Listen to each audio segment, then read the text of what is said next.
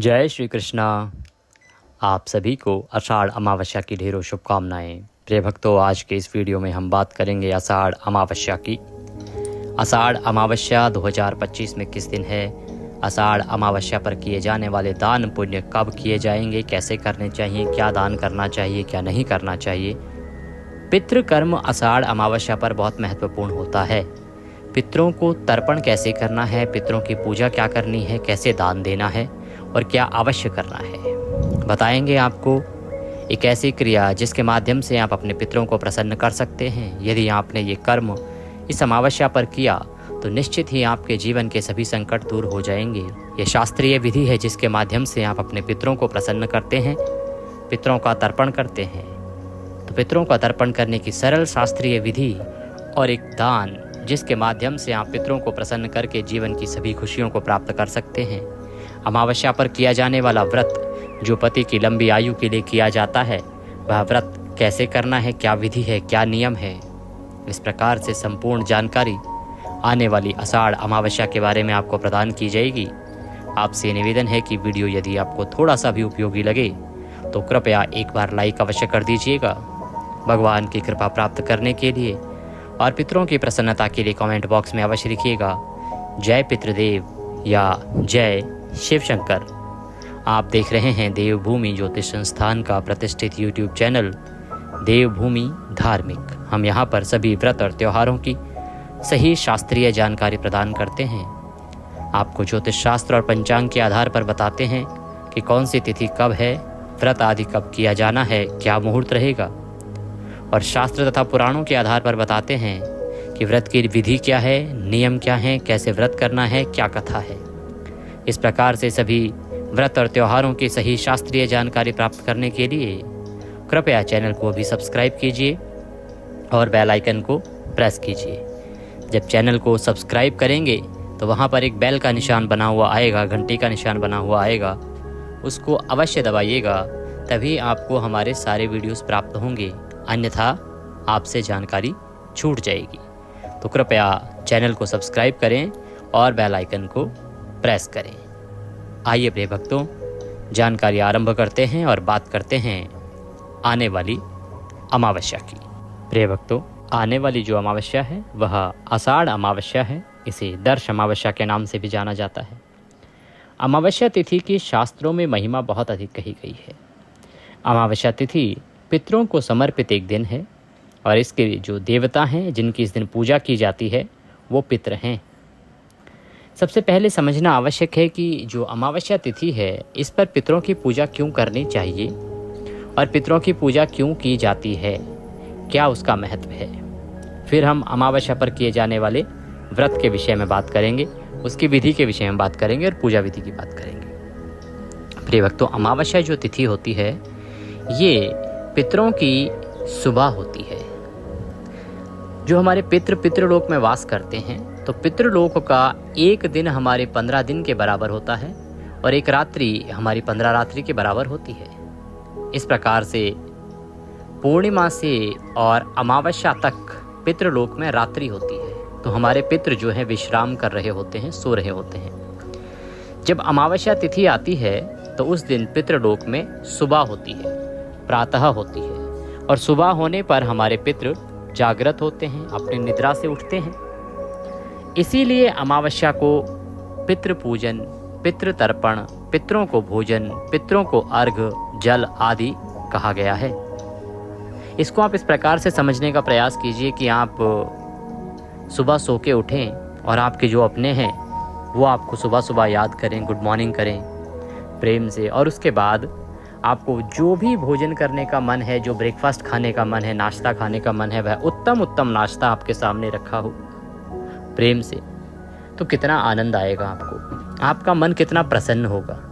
आपका मन प्रसन्न होगा और जो आपके अपने हैं, जो इन सब कामों को कर रहे हैं आपके लिए, आप उन पर सदा अनुग्रह करेंगे, सदा कृपा करेंगे, दयालु रहेंगे उनके प्रति।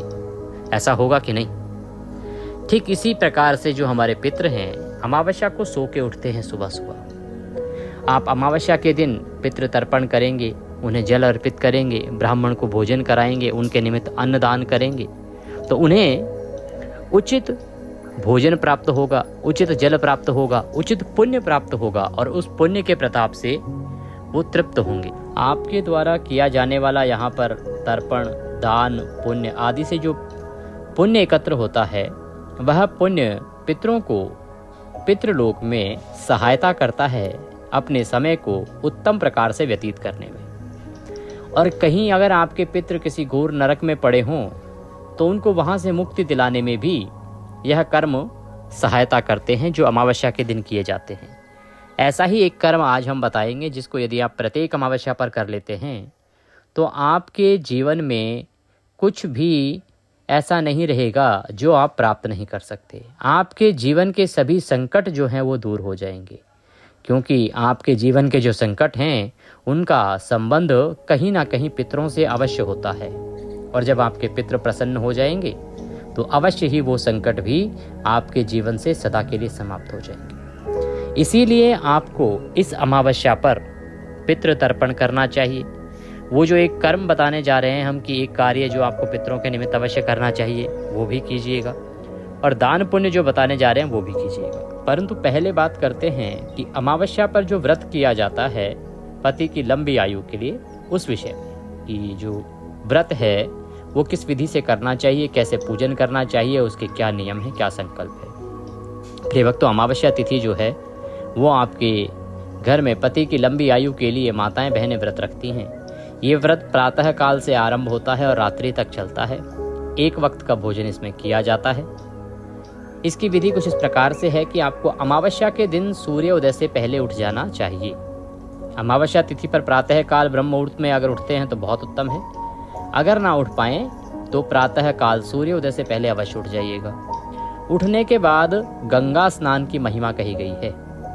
आषाढ़ पूर्णिमा, आषाढ़ अमावस्या दोनों पर ही गंगा स्नान कहा गया है।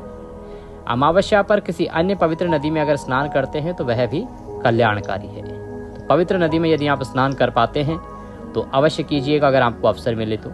अगर आप नदी में स्नान करने नहीं जा सकते हैं, क्योंकि सभी के लिए संभव नहीं है कि वो गंगा जी जाएं और वहाँ पे जाके स्नान करें, तो उस अवस्था में आप घर पर ही गंगा स्नान का फल प्राप्त कर सकते हैं।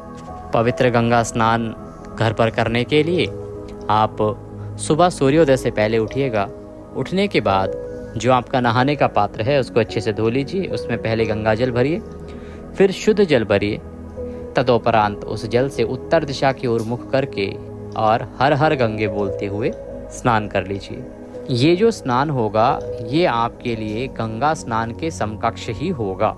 इस प्रकार से आपने स्नान करना है और स्नान करने के बाद अब आप सूर्य देव को जल अवश्य दीजिएगा। आषाढ़ के महीने में सूर्य देव को जल देने की बड़ी महिमा है। आज अमावस्या का पुण्यदायी दिन है। सूर्य को जो जल देंगे वह पुण्य आपका बढ़ेगा। इसके लिए आप ओम रवये नमः मंत्र बोलते हुए जल दीजिएगा। सूर्य देव को जल देने के बाद आप अपने पितरों की पूजा करेंगे, पितरों के निमित्त तर्पण कार्य करेंगे। वो कैसे करना है उसके विषय में बताएंगे। उससे पहले अब हम जानते हैं कि आपने पूजन जो आपने करना है व्रत के निमित्त वो कैसे करना है, व्रत की विधि क्या रहेगी, पूजन की विधि क्या रहेगी। प्रिय भक्तों, अमावस्या पर पति की लंबी आयु के लिए व्रत किया जाता है। माताएं बहनें व्रत करती हैं। तो इसके पूजन के लिए क्या क्या सामग्री की आवश्यकता होगी वह एक बार जान लीजिए। पूजा के लिए आपके पास होनी चाहिए भगवान गौरी शंकर की कोई तस्वीर या प्रतिमा। इसके अतिरिक्त उनको स्थापित करने के लिए चौकी, बिछाने के लिए उसके ऊपर सफ़ेद वस्त्र, रौली, मौली, पान, सुपारी, लौंग, इलायची, धूप, दीप, नैवेद्य, भगवान को अर्पित करने के लिए पुष्प की माला, जनेऊ, इत्र और पंचामृत बनाने के लिए कच्चा दूध, दही, घी, शहद और शक्कर, एक तांबे का लोटा। ये सारी सामग्री आपने एकत्र करनी है। सारी सामग्री एकत्र करके आसन लगा के बैठ जाइए और सबसे पहले सामग्री का स्थान का शुद्धिकरण करेंगे। फिर भगवान की स्थापना करते हुए पूजन करेंगे। तो जो लोटा है तांबे का उसमें पहले गंगा जल भरिए, फिर शुद्ध जल भरिए और उसके बाद पुष्प के माध्यम से फूल के द्वारा उस सभी सामग्री पर और स्थान पर जल के छींटे दीजिए, जिससे कि उस स्थान का और सामग्री का शुद्धिकरण हो जाएगा। ओम पवित्रो पवित्रवांग सर्वांग वस्तांगतो पिवाम यह स्मरेत पुंडरीकाक्षम सभयंतरः शुचि ओम। इस प्रकार से आपने स्थान का शुद्धिकरण किया है, पवित्रीकरण किया है और सामग्री का शुद्धिकरण पवित्रीकरण किया है। अब आप भगवान की स्थापना करेंगे। स्थापना करने के लिए चौकी बिछाइए, चौकी पर सफ़ेद वस्त्र बिछाइए, अपने हाथ धो लीजिए। लोटे में जो जल है एक चम्मच के माध्यम से अपने हाथ पे जल लीजिए। हस्तो प्रक्षालनम, हाथ धो लीजिए। हाथ धोने के बाद हाथ में पुष्प लीजिए। पुष्प लेके भगवान से निवेदन कीजिए, उनका आवाहन कीजिए कि हे प्रभु, हम आपका पूजन करना चाहते हैं, आप यहाँ आएँ, विराजमान हो। ये पुष्प हम आपको आसन के रूप में अर्पित कर रहे हैं, आप इन्हें आसन के रूप में स्वीकार करें और यहाँ आके पूजा स्वीकार करें।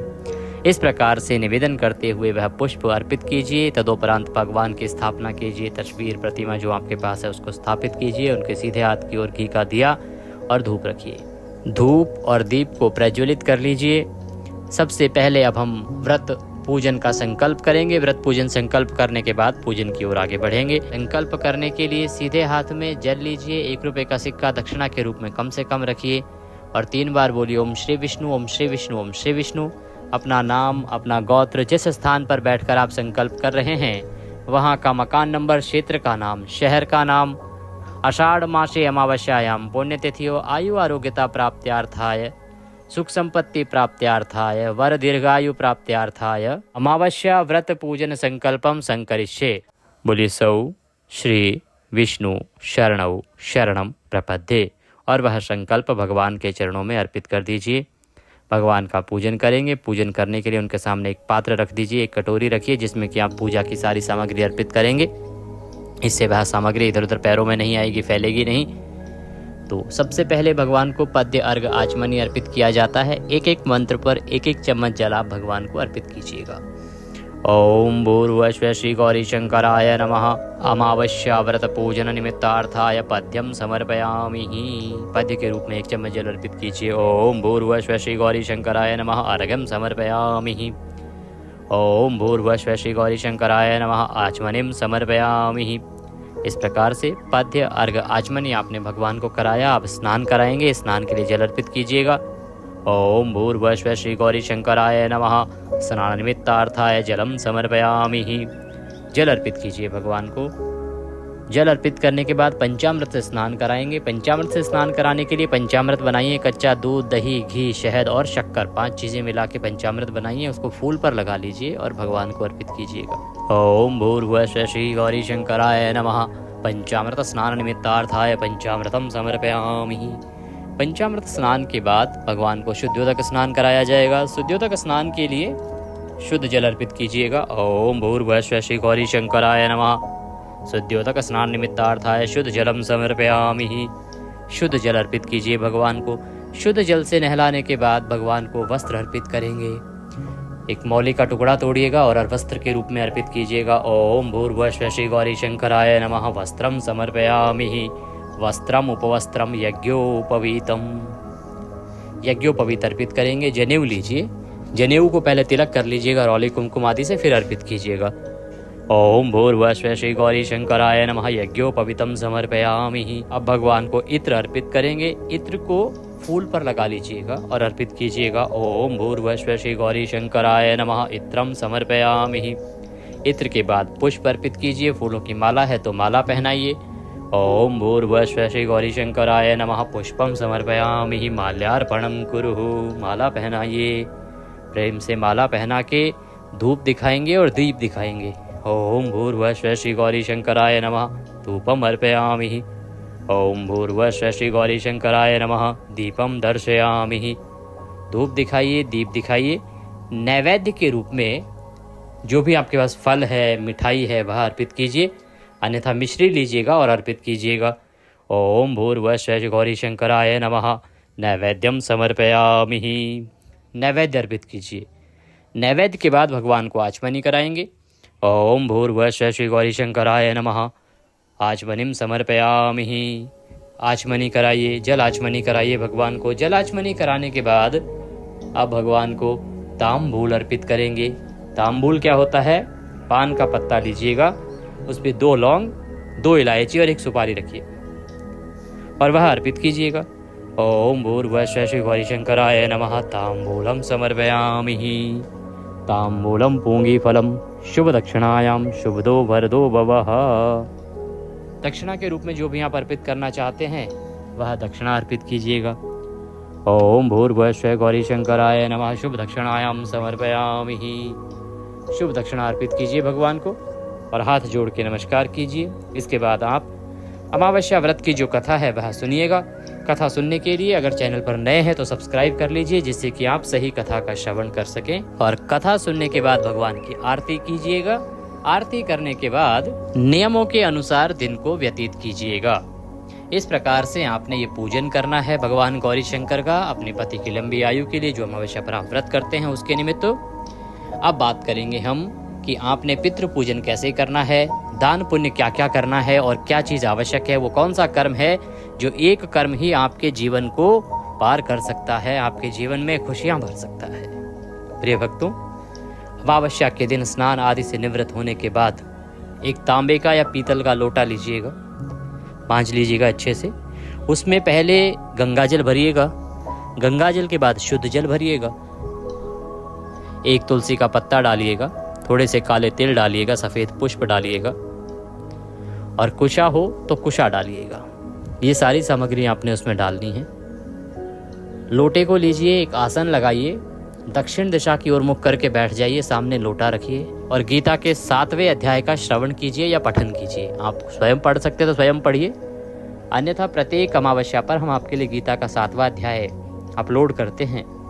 उस वीडियो को सुनिए, उसमें गीता का 7वां अध्याय पूरा सुनिए।